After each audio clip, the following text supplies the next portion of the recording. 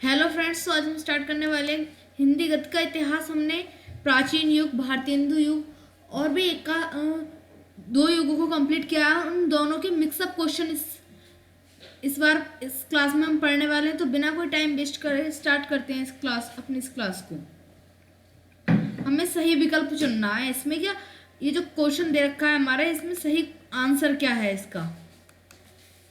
तो आज का हमारा जो पहला क्वेश्चन है वो है ब्रजभाषा गद्य। ब्रजभाषा गद्य का आविर्भाव कब से माना जाता है। तो ऑप्शन नंबर ए है 1400 ईसा पूर्व, 1800, 1200 और चौथा ऑप्शन जो है वो है 1900। तो हमने पढ़ा था कि इसका जो इसका राइट आंसर होगा वो होगा 1400। ऑप्शन नंबर ए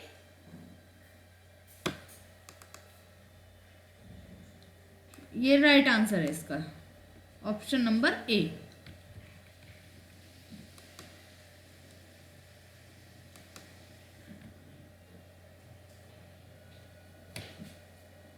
अब हमारा नेक्स्ट क्वेश्चन है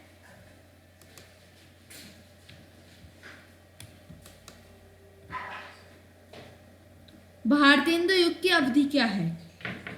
इस हमने पढ़ा ब्रजभाषा का आविर्भाव कब से माना जाता है। वह भारतेंदु युग की जो अवधि है वो क्या है। तो ऑप्शन नंबर ए 1868 ईस्वी से 1900 ईस्वी तक, 1800 से 1968 ईस्वी तक, 1868 से 1938 ईस्वी तक, या 1838 ईस्वी से 1938 ईस्वी तक।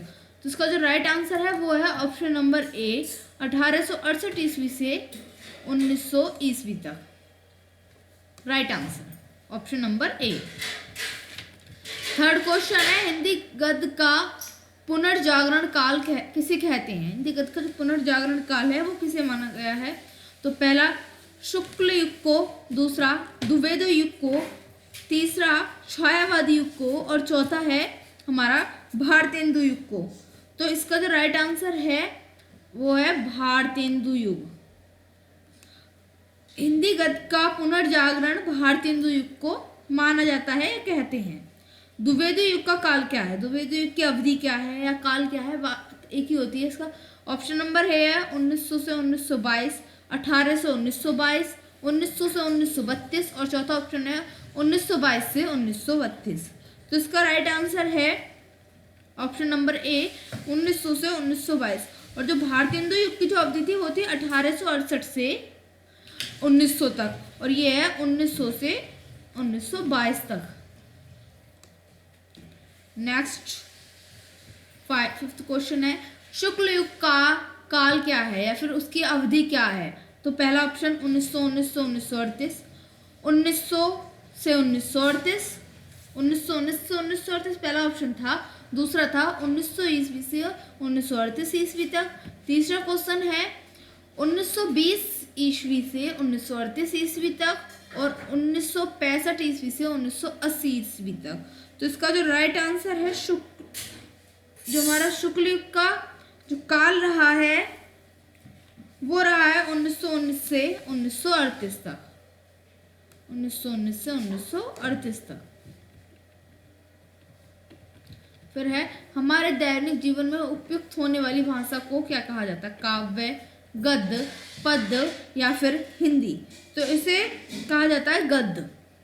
हमारी जो बोलचाल की भाषा है उसे क्या कहा जाता है, गद्य कहा जाता है। नेक्स्ट 7th क्वेश्चन है हिंदी गद्य का आविर्भाव 19वीं सदी के किस काल में हुआ था। जो हिंदी गद्य है उसका आविर्भाव 19वीं सदी के किस काल से हुआ था। वो है पुनर्जागरण काल, यानी कि किस नाम से जाना, पुनर्जागरण काल, गद्य काल, नवजागरण काल या फिर आधुनिक काल। तो इसका ऑप्शन जो है वो है नवजागरण काल, ऑप्शन नंबर सी नवजागरण काल। नेक्स्ट क्वेश्चन है 84 वैश्वन की वार्ता के लेखक कौन है।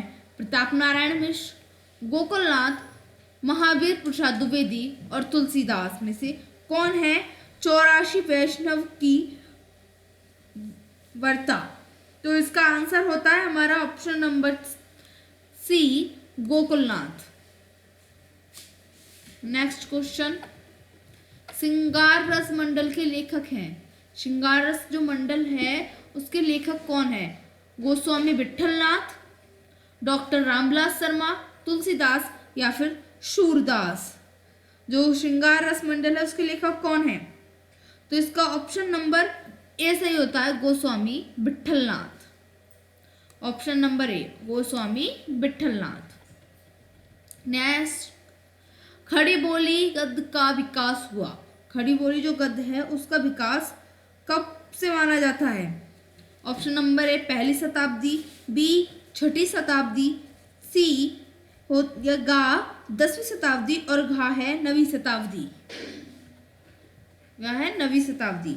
तो इसका खड़ी बोली गद्य का विकास हुआ था, वो हुआ था ऑप्शन नंबर सी, 10वीं शताब्दी से। कब से? 10वीं शताब्दी से। नेक्स्ट क्वेश्चन, खड़ी बोली गद्य के प्रथम प्रयोगकर्ता कौन थे? कवि गंग, सूरदास, कबीरदास या फिर तानसेन। तो इसका आंसर आता है खड़ी बोली गद्य के प्रथम योगकर्ता थे ऑप्शन नंबर ए या फिर का, कवि गंग। कौन थे? कवि गंग। नेक्स्ट, कवि गंग किस मुगल शासक के दरबारी कवि थे? जो कवि गंग थे वो किस मुगल शासक के दरबारी कवि थे? पहला ऑप्शन है जहांगीर, दूसरा बाबर, तीसरा अकबर और चौथा शाहजहां। दोनों ही मुगल काल के हैं, वो चारों ही मुगल काल के हैं। तो ये इसका आंसर है अकबर। अकबर के ये जो प्रमुख दरबारी थे। चंद छंद बरसन की महिमा। चंद छंद बरसन की महिमा के लेखक कौन है? चंद छंद बरसन की महिमा के लेखक कौन है? पहला ऑप्शन तुलसीदास, बी सूरदास, गा विठल गोस्वामी विठलनाथ और घा है कवि गंग। चंद छंद वर्णन की महिमा के जो लेखक हैं वो हैं कवि गंग।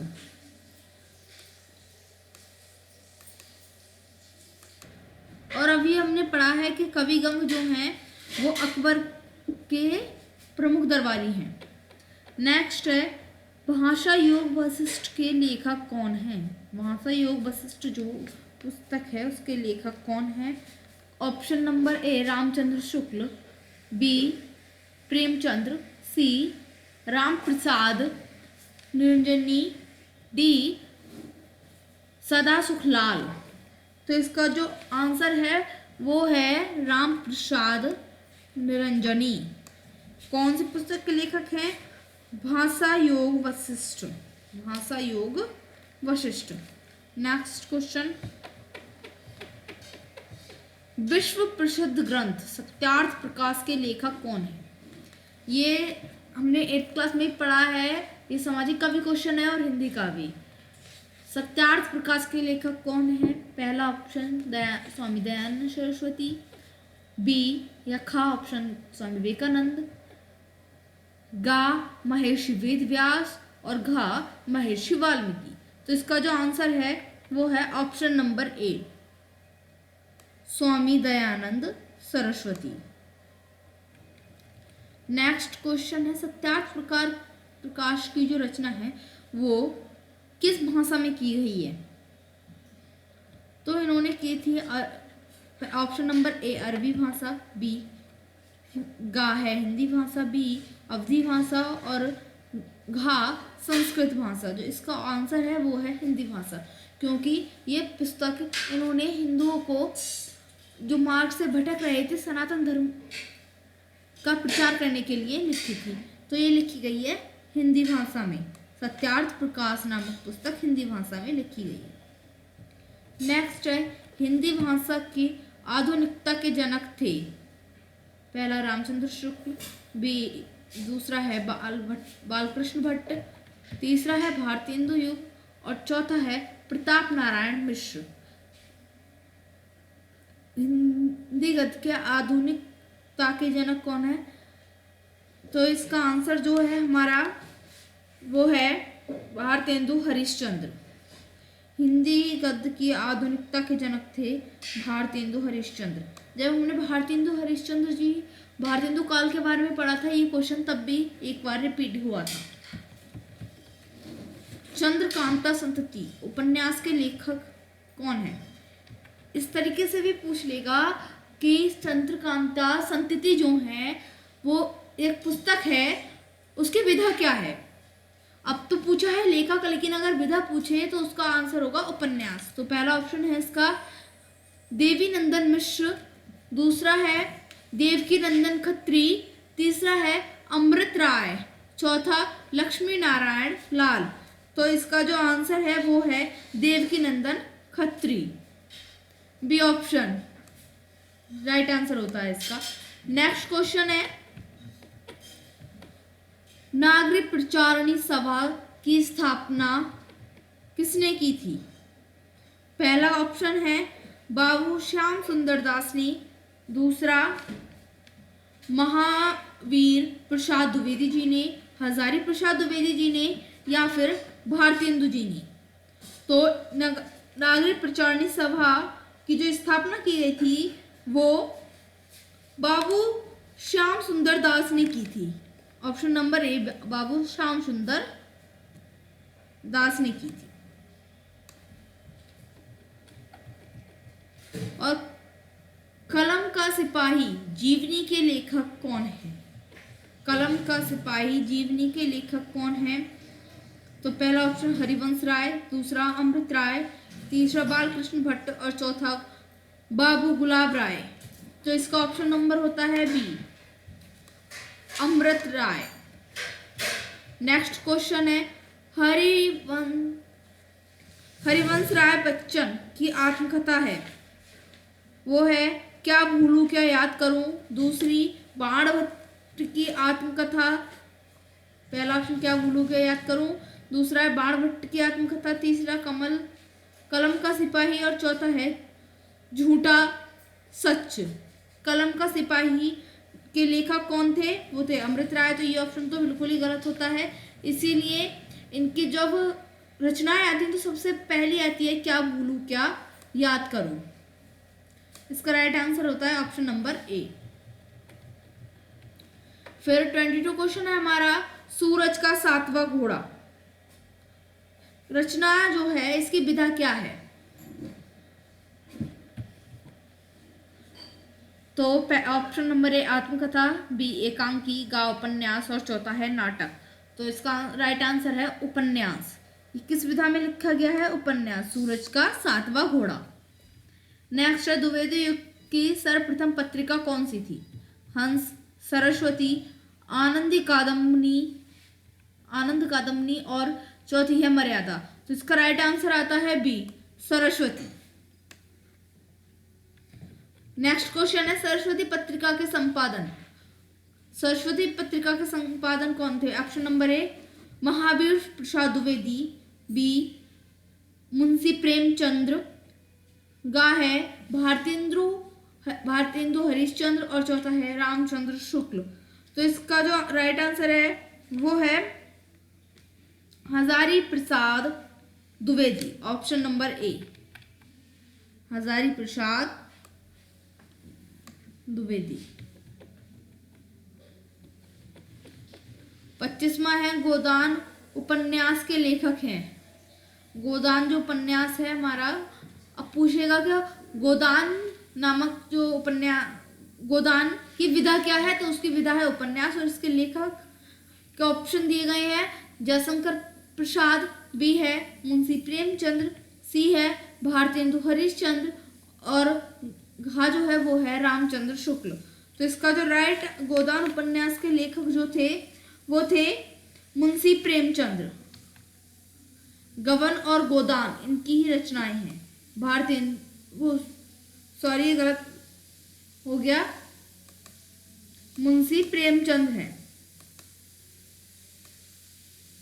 गबन और गोदान इसमें सिर्फ गोदान के बारे में पूछा गया। फिर है भारत की दुर्दशा, नाटक के लेखक कौन है? भारतेंदु हरिश्चंद्र, बालकृष्ण भट्ट, रामचंद्र शुक्ल और मुंशी प्रेमचंद्र। ऑप्शन दिए गए हैं, इसमें से राइट आंसर है भारतेंदु हरिश्चंद्र, भारत की दुर्दशा के लेखक हैं। फिर है लास्ट क्वेश्चन है हमारे आज का हिंदी गद्य साहित्य का लास्ट क्वेश्चन है, हिंदी में पत्र साहित्य का वर्ष कौन सा रहा? पहला 1902, दूसरा 1804, उसके बाद 1905 या फिर 1904। तो इसका जो राइट आंसर है वो है 1904।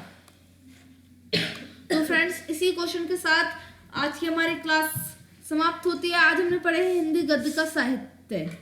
अगर वीडियो अच्छी लगी हो तो लाइक करें, इस वीडियो को ज़्यादा से ज़्यादा शेयर करें, चैनल को सब्सक्राइब करें। Thanks for watching.